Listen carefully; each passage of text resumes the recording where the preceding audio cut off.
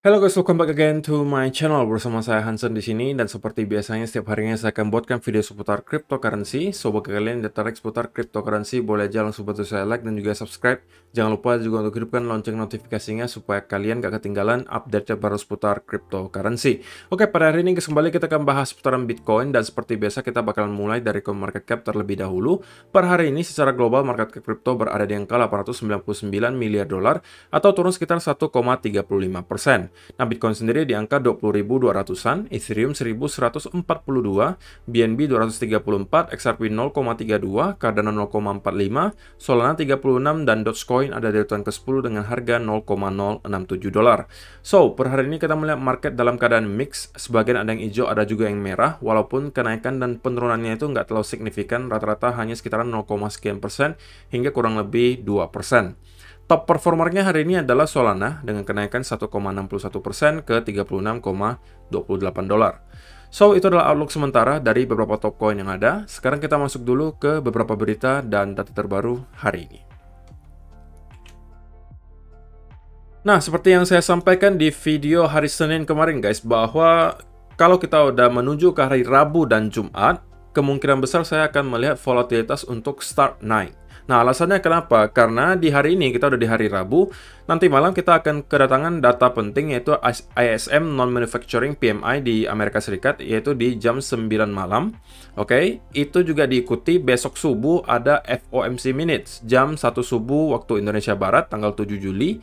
Ditambah lagi hari Jumat nanti, kalau kalian perhatikan tanggal 8 Juli, itu kita akan melihat data non-farm payrolls dan juga unemployment rate. Jadi kalau misalnya kalian yang merupakan traders forex sebelumnya, harusnya kalian bakalan ngerti ya kenapa saya sampaikan ini merupakan event yang penting, karena ini biasanya akan membuat volatilitas terjadi di US dollar. Apabila kita melihat data ini keluarnya di luar ekspektasi atau ada surprise gitu ya. So, kalau misalnya kalian yang merupakan short term trader dan juga scalper, ya kalian harus aware dengan beberapa event di sini. Bisa jadi akan ada sedikit pergerakan yang cukup liar gitu ya ketika event-event seperti ini terjadi. Jadi kemungkinan besar kita akan melihat beberapa hari ke depan itu cukup exciting di dunia kripto maupun saham maupun US dollar. Jadi ya saya nggak sabar gitu, pengen ngelihat market sedikit lebih volatil daripada beberapa hari belakangan yang cukup sideways gitu ya. So, itu adalah yang pertama. Nah, yang kedua juga, ini adalah berita ringan saja bahwa Celsius kembali membayar gitu ya, utang mereka ke Maker Protocol. Dan kali ini, liquidation price-nya atau harga likuidasi mereka sudah kembali turun. Dari kemarin yang 4.900-an, mereka bayar lagi 40 juta dolar untuk menurunkan lagi harga likuidasinya mencapai 2.722. Jadi, ini tentunya adalah berita baik lagi gitu ya untuk market secara keseluruhan, bahwa ada satu beban di pundak Bitcoin yang mulai memudar gitu. Walaupun tentunya ada argumen mengatakan bahwa tapi kok ini withdrawalnya masih di-suspend gitu kan. Walaupun rewardnya tetap dikasih, tapi mereka nggak bisa withdraw. Jadi ini masih belum selesai kok, saya setuju. Tapi at least sudah ada secerca harapan gitu guys. Kalau kemarin kita kan nggak ngelihat ada sama sekali perkembangan yang terjadi. Walaupun gitu ya, secara bertahap Celsius itu pelan-pelan mengurangi titik likuidasinya. Tapi ketika itu masih kurang lebih di 16.000, itu masih termasuk cukup riskan gitu, karena kita sempat menyentuh ke area 17.000. Jadi, beberapa hari belakangan, dari tanggal 1 Juli sampai sekarang, mereka melakukan pembayaran yang cukup masif. Sampai sekarang mereka sudah mampu menurunkan atau menekan harga likuidasinya sampai ke 2.722. Dan menurut saya pribadi gitu ya, untuk harga 2.722 ini sebenarnya udah termasuk sangat aman gitu ya kalau soal likuidasinya. Hanya pertanyaannya nanti apakah tingkat kepercayaan investor terhadap Celsius itu bisa recover, dan juga apakah withdrawalnya akan segera dikembalikan lagi. Tidak ada yang tahu, tapi at least kita ada mendapatkan secerca harapan di sini. Oke? Nah, berikutnya kita akan masuk lebih ke arah teknis gitu ya. Dan di sini kita bakalan ngelihat kira-kira pandangan analis di luar tentang keadaan market sekarang itu seperti apa gitu ya. Dan artikel di sini menyampaikan Bitcoin price swings 7.5% during intraday trading as US recession concerns mount. Jadi ini tentunya bukan hal baru gitu ya, bahwa hampir setiap analis atau setiap ekonom itu sudah memprediksi bahwa kemungkinan besar US bakalan masuk ke jurang resesi Artinya GDP-nya 2 kuartal berturut-turut itu negatif, dan bisa jadi itu terjadi gitu guys. Oke, kemungkinannya cukup besar, dan itu adalah menjadi salah satu yang membuat market sekarang sentimennya cukup bearish dan cukup low sentimennya. Oke, nah kalau kita lihat dari beberapa analisa para analis di luar, pertama ini dari Michael van de Poppe. Dia mengatakan bahwa this one did crack the resistance and run toward the next area of resistance at 20,000. I'm expecting Bitcoin to consolidate for a bit here, but breaking the next resistance zone is a trigger for continuation towards 23K and a summer relief rally. Jadi dia melihat hal yang cukup simpel ya, bahwa ketika kita mampu break lagi di atas area high sebelumnya, menurut dia kita akan menuju ke next target di sekitaran area 23.000, dan kita sekarang berada di tahap relief rally. Itu adalah pandangan dari Michael van de Poppe. Sedangkan tentunya ada pandangan juga yang berseberangan gitu. Kalau dari Il Capo of Crypto, yang dari beberapa bulan yang lalu sampai sekarang masih tetap bearish gitu ya. Dia mengatakan bahwa walaupun kita mendapatkan pump gitu ya beberapa kali di sini, tapi menurut dia itu adalah semuanya fake pump atau pump yang palsu, dan kita masih struggling untuk membuat higher high, alias secara teori kita masih tetap bearish karena kita terus membuat lower high. Dan dia mengatakan targetnya itu ya tentunya kita break di bawah 19.000. Target keduanya adalah low baru, dan target terakhirnya menurut dia adalah di sekitaran 15.800 sampai 16.200. Dan anggapan dia 15.800 sampai 16.200 itu adalah area di mana kita akan mendapatkan semacam relief rally dari sana. Mungkin bisa menuju ke 23, 26 atau bahkan 28.000. Lower high all the time. Pumps have low volume and they look corrective. Main target remains 15,800 until 16,200. Jadi ini target utama dia untuk sementara katanya, untuk menandai local bottom, atau bahkan bisa jadi bottom bear marketnya menurut dia di sekitaran area di sini. Intinya dia menurut dia di sekitaran 15.800 sampai 16.200 kita akan mendapatkan semacam bounce. Oke. Kemudian juga ada pandangan yang berbeda lagi dari Captain Fibik. Dia mengatakan bahwa kita sekarang berpotensi gitu ya membentuk double bottom. Kalau misalnya diperhatikan di daily chart, tentunya ini adalah double bottomnya, disertai juga ya indikator RSI yang menunjukkan bahwa momentum beresnya sudah start untuk berkurang. Dan tentunya ini baru akan valid ketika kita melihat dia break dari neckline-nya yang kurang lebih berada di sekitaran 21.500-an harusnya. Tetapi ini adalah pandangan dari si Fibik. Kira-kira kalian termasuk yang mana guys? Dari tiga yang tadi, ada satu yang mengatakan kalau kita udah break di atas high sebelumnya kita bakalan ke 23.000. Ada yang mengatakan kita bakalan ke 15.000 dulu, baru kita bounce lagi. Atau yang ketiga, kita berada di double bottom, dan kita bakalan break di atas neckline, dan kemungkinan akan menuju juga ke relief rally. Targetnya kemungkinan di sekitaran 24-25.000 dolar juga. Kalian yang mana? Silahkan kalian kasih komentar kalian di kolom komentar di bawah. Untuk MVRV-nya belum berubah. Dari segi data on-chain kita masih melihat tentunya hampir semua data on-chain menunjukkan untuk sekarang ya, secara historis Bitcoin sedang berada di area yang sangat undervalue. Oke, hampir di semua data on-chain menunjukkan hal tersebut. Mungkin ada 2 atau 3 sisanya yang menunjukkan bahwa kita memang sudah undervalue, tapi belum mencapai area sedalam beberapa bear market sebelumnya. Seperti salah satunya MVRV, kita masih bisa ngelihat sedikit drop lagi lebih dalam sebelum kita menuju ke bottom bear market kali ini. Jadi ya, tapi saya tidak mau mengambil resiko untuk pengen greedy gitu guys. Pengen greedy-nya dalam artian saya pengen beli hanya ketika sudah berada persis di bottomnya, dan saya mencoba untuk menebak secara pasti persisnya bottom di mana. Saya nggak pengen terjebak untuk melakukan hal tersebut, karena gitu ya, secara historis bisa jadi gitu ya, kita tidak nyampe ke area-area seperti ini, tapi sudah bounce sebelum kita nyampe ke area tersebut, seperti yang terjadi di Maret 2020 kemarin, atau bahkan kalau kalian perhatikan di bear market 2018, kita tidak juga menyentuh area yang serendah bear market sebelumnya. Jadi dengan adanya hal itu, saya sampaikan, saya tidak terlalu takut untuk membeli atau start membeli Bitcoin di harga ini, dan secara teknikal juga nanti akan saya jelaskan kenapa, gitu ya. Kemudian yang terakhir disampaikan Bitcoin faces fresh pressure as US dollar crosses gold risk asset. Jadi kita juga udah pernah bahas kemarin ya guys ya soal US dollar, di mana disampaikan kita juga melihat adanya potensial rising wedge yang sebenarnya kalau kita lihat secara teknikal hari ini sudah sedikit di break di atas. Oke, kita bakalan bahas nanti lebih jelasnya di chart. Cuman di sini yang pada intinya disampaikan adalah US dollar sedang menguat, oke, dan itu biasanya ya membuat pasar saham maupun kripto biasanya agak drop sedikit. Kemudian dari segi Fear and Greed Index sebenarnya kita mendapatkan ada sedikit recovery gitu ya di angka 19, walaupun bacaannya tetap masih extreme fear, tapi ini adalah angka tertinggi selama beberapa bulan terakhir. Kalau kalian perhatikan, kita tidak pernah beranjak dari extreme fear, angkanya hanya kurang lebih di sekitaran 10 sampai 17 lah mainannya, dan sisanya itu mungkin di bawah 10. Lalu kita sekarang sudah berada di area yang paling tinggi selama beberapa bulan terakhir, yaitu di angka 19. Jadi ya sentimen sudah mulai sedikit recover lah, tapi kita masih dalam keadaan yang extreme fear. Jadi pelan-pelan kita mungkin bisa melihat ini semakin tinggi ketika nanti sudah relief rally mulai berdatangan, gitu ya.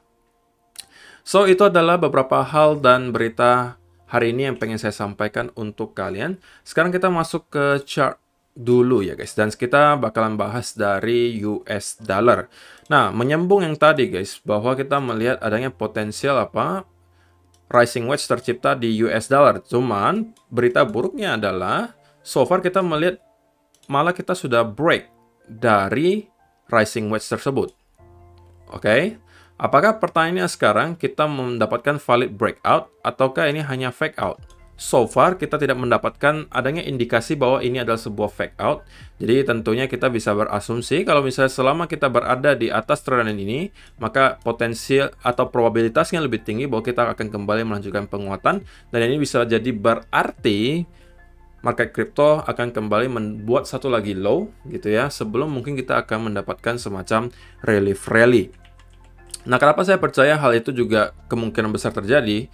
Antara kita mendapatkan relief rally dari sekarang, atau kita membuat satu lagi low mungkin ke arah 16.000, 15.000-an, baru kita membuat relief rally ke atas. Karena kalau kalian lihat dari segi teknikalnya, pure teknikal ya di dollar index, kita melihat ada beberapa indikasi bahwa para bulls sudah mulai sedikit kewalahan gitu ya. Pertama, tentunya dari indikator RSI-nya kita sudah membentuk yang namanya bearish divergence. Oke. Dari high ke sini, dari high di sini dan juga high di sini, kita membuat higher high, tapi di indikatornya kita membuat lower high. Oke. Kemudian, kalau kalian lihat di monthly chart bahkan, kita sekarang sudah berada di area yang overbought. Jarang-jarang sekali guys, sepanjang sejarah US dollar kita melihat monthly chartnya itu dalam keadaan yang overbought. Kalau kita lihat dari tahun 1968 itu hanya terjadi beberapa kali. Di sini 1 kali, 2, 3, 4. Ya, di sini ada tumpukannya gitu guys. 1, 2, 3, 4. Oke, di sini juga, di sini juga, di sini juga. Tapi sisanya itu hampir nggak pernah gitu guys.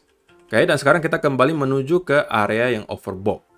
Dan itu adalah beberapa indikasi yang sangat baik menurut saya bagi kripto gitu ya. Bahwa ketika kita melihat US dollar at least terkoreksi, itu akan mendorong kripto ke atas. Nah, terlebih lagi kalau kalian perhatikan kita sekarang lagi menuju ke area resistance yang sangat kuat secara horizontal resistance dan juga area trendline. Nah, horizontal resistance-nya di mana? Di sekitaran area 106 sampai 109. Karena kalau kalian perhatikan dari data historisnya, di sini selalu menjadi area key levelnya. Di sini resistance, resistance, di sini resistance, di sini juga resistance, di sini di flip menjadi area support, di sini menjadi flip area support, kemudian di break menjadi resistance, dan sekarang kita kembali menuju lagi ke area tersebut. Oke, yang kedua adalah area trendline resistance. Sebelumnya, kalau kalian perhatikan, kita juga mendapati hal yang sama. Kita mendapatkan drop yang cukup dalam. Oke. Kemudian kita membentuk semacam trendline di sini. Terbentuk dari beberapa low di sini ya guys. Di sini ada sentuhan pertama, kedua, ketiga, keempat, kelima. Sebelum pada akhirnya kita mendapatkan drop yang cukup dalam di sini. Oke, dan kita sekarang mengulangi hal yang sama. Ketika kita drop di sini, oke, kita membuat trend line. Di sini juga sama, kita drop, oke, kemudian membuat trend line yang di respect di sini. Titik sentuhnya di mana? Titik sentuhnya pertama di sini, kedua di sini, ketiga di sini, dan potensial keempat di sini. Oke, kalau misalnya kita sentuh dalam beberapa minggu ke depan, maka kemungkinan kita akan nyampe-nya di sekitaran 110. Jadi menurut saya, ini adalah alasan juga kenapa saya katakan saya tidak takut untuk membeli atau start membeli Bitcoin di sekitaran area di sini kalau memang saya tidak melakukan dollar cost averaging. Karena dari segi US dollar pun kita melihat sekarang adanya potensial kita menuju ke area major resistance, dan itu bisa membuat US dollar terkoreksi cukup dalam. Oke, kalau tidak, malah bisa drop cukup jauh, bahkan bisa menjadi titik reversal dari sini. Oke, tentunya itu masih cukup jauh. Dan kita perlu waktu, perlu proses untuk melihat hal tersebut terjadi karena ini monthly chart ya guys. Ingat monthly chart, dan ingat ini juga ada area, bukan harga pastinya, bukan titik pastinya di sebelah mana, tapi areanya. Di sekitaran area ini adalah major resistance menurut saya. Dan apakah kita akan langsung reversal dari sini? Belum tentu. Kita bisa jadi membuat hal semacam ini gitu ya. Kita berbulan-bulan terkonsolidasi di atas, sembari kita membuat bearish divergence, dan baru pada akhirnya kita kehilangan momentum dan breakdown ke bawah. Nah, hal yang sama juga bisa terjadi gitu ya. Yang pada intinya saya sampaikan adalah saya tidak takut membeli di area di sini karena US dollar sudah menuju ke area major resistance.